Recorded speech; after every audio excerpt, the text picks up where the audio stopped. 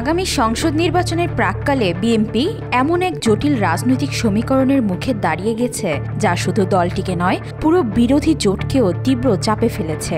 হাসিনার বিচার সম্পন্ন, গণভোট নিয়েও আর কোনো অনিশ্চয়তা নেই। ভোটের দিনই গণভোট হবে এমন ঘোষণা বিএনপির দীর্ঘদিনের একাধিক টেনশন কমালেও সামনে এখন যে চ্যালেঞ্জটি দাঁড়িয়ে গেছে সেটি অনেক বড়। প্রার্থী বাছাই, শরিক বণ্টন এবং প্রতীকের রাজনীতি। ৬৩টি আসন শরিকের জন্য, কিন্তু প্রশ্ন কয়জনকে দেবেন? বিএনপি মোট ৩০০ আসনের মধ্যে ২৩৭টি আসনে প্রার্থী ঘোষণা করেছে, ৬৩টি রেখে দিয়েছে শরিকদের জন্য। কিন্তু সমস্যা হলো এই ৬৩টি আসনের অর্ধেকও তারা দিতে পারবে কিনা তার কোনো নিশ্চয়তা নেই।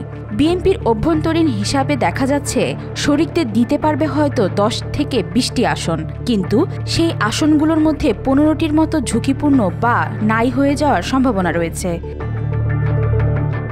আবার বিএনপির নিজস্ব তালিকায়ও ২০ থেকে ২৫টি আসন সংশোধন জরুরি, নতুবা সেগুলোও ঝুঁকিপূর্ণ। ফলে মোট দাঁড়াচ্ছে কমপক্ষে ৩৫ থেকে ৪০টি আসন নাই হয়ে যাওয়ার বাস্তব ঝুঁকি।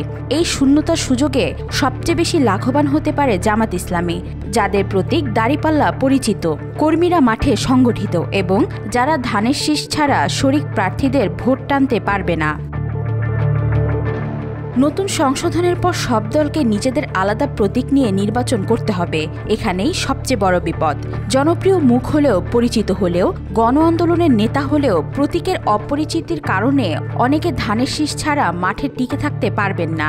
যেমন সাদাত হোসেন সেলিম, পরিচিত, বিএনপির ব্যাকগ্রাউন্ড, কিন্তু এখনও মনোনয়ন চূড়ান্ত হয়নি। আবার নুরুল হক নূর, ওইখানে বিএনপির শক্তিশালী প্রার্থী হাসান মামুন। তাহলে নূরকে দেবেন নাকি অন্য কাউকে? রাশেদ খানের ক্ষেত্রেও একই অনিশ্চয়তা। আসম, আব্দুর রব বা তানিয়া রব, কে পাবেন আসন?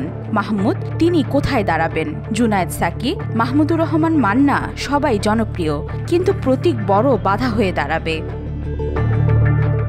বিএনপি এখনও চূড়ান্ত তালিকা সংশোধন না করায় এই বিশৃঙ্খলা আরও বেড়েছে। যেখানে ভুল হলে সর্বনাশ। ১০ থেকে ১৫টি দ্রুত সংশোধন প্রয়োজন। বিশেষভাবে ঝুঁকিপূর্ণ আসনগুলোর তালিকায় রয়েছে কুমিল্লা ৬, সুনামগঞ্জ ১, কুষ্টিয়ার কমপক্ষে ২টি আসন, চট্টগ্রামের বেশ কয়েকটি গুরুত্বপূর্ণ আসন। মোট ১০ থেকে ১৫টি আসন তড়িৎ সংশোধন না করলে বিএনপির নিজস্ব প্রার্থীও হয়তো জেতার সুযোগ হারাবে। স্বতন্ত্র প্রার্থী হলে বিপদ আরও বড়। যে ১৫ থেকে ২০ জন বিএনপির সম্ভাব্য জনপ্রিয় প্রার্থীকে তালিকায় না রাখা হয়েছে, তাদেরকেও স্বতন্ত্র হলে স্বতন্ত্র জিতবে না, বিএনপি প্রার্থীও জিতবে না, মাঝখান দিয়ে জামাত জিতে যাবে। এটাই এখন সবচেয়ে বড় ভয়ঙ্কর বাস্তবতা। বিএনপির ভোট ৩ ভাগে ভাগ হয়ে যাবে। সবার চোখ এখন শরিকদের দিকে। এত বিপদের মাঝেও নূর, সাকি, মান্না, রব, তানিয়া রব কেউ উল্লেখযোগ্য চাপ দিচ্ছে না, আন্দোলন করছে না, রাস্তায় নামছে না। তারেক রহমানের ছায়াতেই তারা সব নির্ভর করছে। সিদ্ধান্ত না নিলে সামনে ভয়াবহ ফল। বিশ্লেষকরা বলছেন, আগামী ৭ থেকে ১০ দিনের মধ্যেই যদি বিএনপি শরিক বণ্টন ঠিকভাবে না করে, তালিকার ভুল সংশোধন না করে, প্রতীকের সমস্যার সমাধান না করে, তাহলে ৩০ থেকে ৪০টি আসন সহজেই হাতছাড়া হতে পারে এবং সেসব আসনের বড় অংশ চলে যেতে পারে জামাতের হাতে। জাতীয় নির্বাচনের আগে বিএনপির সামনে দাঁড়িয়ে থাকায় সংকট এখন টিকে থাকা না থাকার প্রশ্ন হয়ে দাঁড়িয়েছে। সঠিক সিদ্ধান্ত নিলে ভাগ্য ফেরাতে পারে দলটির, কিন্তু ভুল করলে এই নির্বাচনে বিরোধী জোটের সবচেয়ে বড় রাজনৈতিক বিপর্যয় দেখা দিতে পারে। ওয়াহিদা পারভীন, আজকাল।